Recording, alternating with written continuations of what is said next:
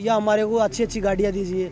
जो रेसलिंग के रिलेटेड होती है वही चीज़ें हम उनसे मांगते हैं, वो हमारी पूरी नहीं हो पाती। जैसे कि अच्छे कोच जो नेशनल कैंप में जो कोच होते हैं, मैंने इतना रिक्वेस्ट किया अभी चीफ कोच के लिए, जो कोचेज होते हैं वो खुद लड़कियों का शोषण करते हैं, महिला कोचों के साथ में बुरा बर्ताव करते हैं। जी, डिमांड क्या है आप लोगों की, और आप लोगों की सीधी बातचीत और पहुंच प्रधानमंत्री तक है, फिर आप लोगों को प्रदर्शन पर क्यों बैठना पड़ रहा है? आपकी बात पहुंच क्यों नहीं रही ऊपर? देखिए, हम चाह रहे हैं कि भाई जो फेडरेशन है उसका बदलाव हो, और प्रधानमंत्री जी ने हमेशा खिलाड़ियों का सपोर्ट किया है और हमें उम्मीद है कि अब भी वो हमारा सपोर्ट करेंगे और ये समाधान प्रधानमंत्री जी और गृह मंत्री जी जरूर करेंगे।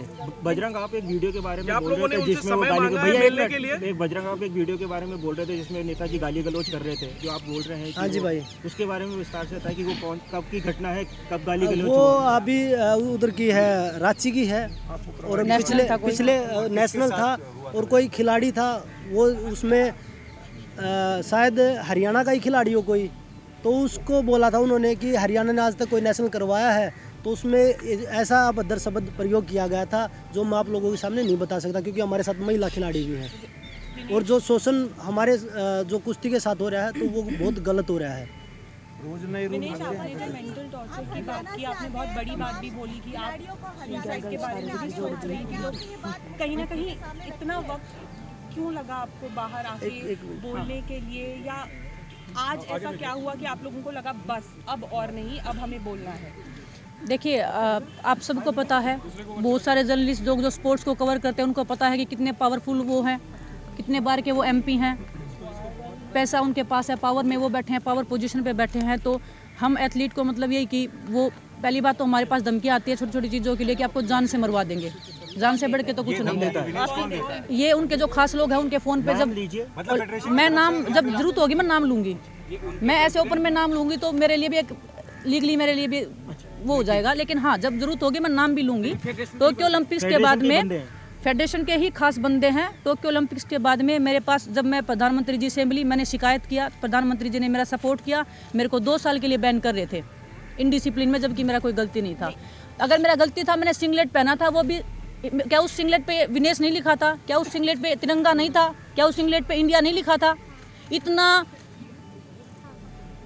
जो हमारा किट होता है वो इतना जीरो क्वालिटी का होता है कि हम उसको पहन के कंफर्टेबली फील नहीं करते, तो मैट पे क्या ही रेसलिंग करेंगे। और मेंटल कितना वो होता है कि हम अगर अच्छे से कॉस्ट्यूम नहीं पहन रहे, हमारी फैमिली देख रही है, अच्छे से किट नहीं पहन रहे हैं, तो मैंने सिर्फ वो सोच के कि ओलंपिक्स में आई हूँ, मेरे माइंड में 1 भी % कहीं पे ये नहीं होना चाहिए कि ये हो रहा है, सिर्फ मेरा रेसलिंग पे फोकस होना चाहिए, इस करके मैंने वो कॉस्ट्यूम पहना था। जी, मैंने सब बता रखा है, सर ने बात की थी, उन्होंने बोला था कि कुछ नहीं होगा, और भगवान की दया से मैं ठीक हूँ, क्योंकि मेरे को तो यकीन भी नहीं था कि टोक्यो के बाद में वो बंदा मेरे को जिंदा रहने भी देगा कि नहीं रहने देगा, इतना टॉर्चर मेरे को मेंटली किया था। सीरियस एलिगेशन लगा रही हैं आप? ये मैं सीरियस लगा रही हूँ क्योंकि मेरे साथ हुआ है, आपके साथ होगा तो शायद आप भी बोलेंगे। हम जितने भी एथलीट हैं, हम झूठ की कमाई नहीं खाते, हम सच पे जिंदा हैं, हम सच्चे हैं, तो आज हम यहाँ पे खड़े हैं। जी, अभी फेडरेशन मेरा जो कोच था उसके बारे में इतनी गलत बातें बोलेगी कि वो हमारी कंट्री का पैसा खा के भाग गया। आज कोई भी बाहर से कोच यहाँ आने को रेडी नहीं है, सिर्फ क्योंकि इन्होंने इतनी इमेज पोर्ट्रे कर दी। हम किसी को सामने से अप्रोच करने लायक नहीं छोड़े कि प्लीज़ आप हमारी कंट्री में आइए, हमें कुछ सिखाइए रेसलिंग के लिए। हमको इंडिया में कोचिंग का इतना अच्छा नहीं है और बाहर से हम लेके नहीं आ सकते, तो हम एथलीट जाएं तो कहाँ जाएं? और बाहर के कोचेस की मैं बता दूं, तोमर यहाँ फेडरेशन से मौजूद थे, उनसे हमने जब बातचीत करी तो उनका कहना है कि खिलाड़ियों ने या रेसलर्स ने कभी हमें कोई कंप्लेंट करी नहीं है, हमें बताते ही नहीं। अब भाई वो अपना पक्ष रखेंगे, वो सुनते ही नहीं, तो उनको क्या पता लगेगा कि हमने रिक्वेस्ट करी है या नहीं करी है। और मेल भी होंगे हमारे पास, उनके पास किए हुए। छोटा सा एग्जांपल है, आप मैं ओलंपिक के बाद से लगातार मैंने नेशनल खेला है, और ऐसा नहीं है कि मैं टूर्नामेंट से भागी हूँ, कोई भी नहीं भागता, इवन विनेश भी नहीं भागती। एक नेशनल के लिए रिक्वेस्ट की थी कि कैंप में नाम डाल दो, क्योंकि कई बार साल थोड़ा एक्टिव हो गया, थोड़ा इंजरी है, तो एक रिक्वेस्ट थी। आप बोल रहे नहीं सुनते, कैंप में नाम नहीं है अभी तक, सोनम का नहीं है, अंशु का नहीं है, ये फ्यूचर है, मेरा नहीं है, मैं भी खेलना चाहती हूँ अभी, और मेरा नाम आया है। इतनी रिक्वेस्ट के बाद में, इतना झगड़ा करने के बाद में, मीटिंग हुआ है, इतना झगड़ा हुआ है, उसके बाद मेरा और बजरंग का नाम लिस्ट में आया है। रैंकिंग के लिए हमने नाम बोला कि रैंकिंग में प्लीज़ हमारा नाम डाल दीजिए, क्योंकि हमारा ये सीजन शुरू हुआ है, तो बोल रहे हैं कि आप हमें फिटनेस टेस्ट दो। क्या 10 सालों तक हमने इनफ फिटनेस टेस्ट नहीं दिया है मैट के ऊपर? क्या पीवी सिंधु जब इंजरी के बाद आई है उसने फिटनेस टेस्ट दिया आने से पहले? क्या नीरज चोपड़ा को इंजरी हुई थी, उन्होंने फिटनेस टेस्ट दिया था? हर एक एथलीट इंजरी के बाद आता है तो इतना फिट नहीं रहता है, सबको पता, लेकिन हम वही देखने के लिए तो खेलते हैं ना कि हम कितना फिट हैं, कितना अनफिट हैं। तो अब आप लोगों की डिमांड्स क्या है? आप चाहते हैं कि प्रेसिडेंट को रिमूव किया जाए या क्या किया जाए? अगर स्पोर्ट्स मिनिस्टर देखिए, रिक्वेस्ट कर करके हम थक चुके हैं। कितनी बार रिक्वेस्ट करें, क्योंकि कई साल से चल रहा है ये चीज़ें। अब हम खिलाड़ियों को कोचेज बोल रहे हैं, फिजियो बोल रहे हैं। विनेश ने बताया टोक्यो ओलंपिक में, आप सभी को पता था मेरे नी में इंजरी थी। ओलंपिक तक मेरे पूरा फोकस रहा। सभी अपना क्रेडिट के लिए फेडरेशन ने बहुत मदद करी, क्योंकि हमें बोला जाता कि फेडरेशन का नाम लीजिए आप, कि आप मदद करी है, ट्वीट करवाते हैं। तो उन्होंने मेरे से ट्वीट करवाया।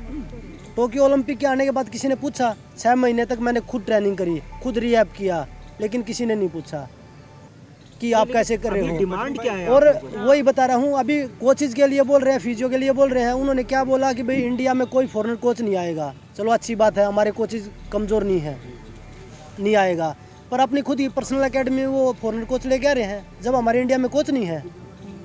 जो पर्सनल चीज़ें होती हैं उनमें तो वो बेस्ट से बेस्ट करेंगे, और जो खिलाड़ी हैं जिनको चाहिए होता है उनको वो बोला हमारे इंडिया में बेहतर कोच है। डिमांड बताइए बजरंग। डिमांड यही है कि खिलाड़ी, देखिए ये हमारे साथ हो रहा है, जो कई साल से रिजल्ट दे रहे हैं। हम 2013 से मैं सीनियर कैंप में हूँ, 2012 में आया था मैं, तब से रिजल्ट दे रहा हूँ, और विनय सर भी तब से हैं। तो आज तक हमने कोई ऐसा टूर्नामेंट नहीं किया हमने देश के लिए मेडल ना जीता हो। हमारी डिमांड जो है, हम वो उनको ये नहीं बोल रहे कि हमारा घर बना के दीजिए आप, या हमारे को अच्छी गाड़ियाँ दीजिए। जो रेसलिंग के रिलेटेड होती है वही चीज़ें हम उनसे मांगते हैं, वो हमारी पूरी नहीं हो पाती। जैसे कि अच्छे कोच जो नेशनल कैंप में जो कोच होते हैं, मैंने इतना रिक्वेस्ट किया अभी चीफ कोच के लिए, जो कोचेज होते हैं वो खुद लड़कियों का शोषण करते हैं, महिला कोचों के साथ में बुरा बर्ताव करते हैं कैंप में। जी शोषण वाली जी, आपके जानकारी में कुछ ऐसा आया है? मैं नेशनल कैंप है जी नेशनल कैंप्स में जो कोचेज होते हैं, सभी कोच नहीं हैं उसमें, लेकिन कुछ कोचेज हैं जो फेडरेशन के खास हैं, जो खुद शोषण करते हैं, महिला कोचों के साथ में गलत व्यवहार करते हैं। उसकी मैंने आवाज़ उठाई है इस बार, और उसके बावजूद भी वही चीफ कोच नेशनल कैंप में लगाए गए हैं। हाँ जी, जी आपने कोचेस की बात बोली, दूसरा और जी डिमांड, और वही कोचेस जो कैंप में लड़कियां होती हैं उनके साथ में बातचीत करवाते हैं लड़कियों की, शोषण करवाने के लिए ही। और अध्यक्ष जी ने खुद पता नहीं कितनी लड़कियों का शोषण किया आज तक।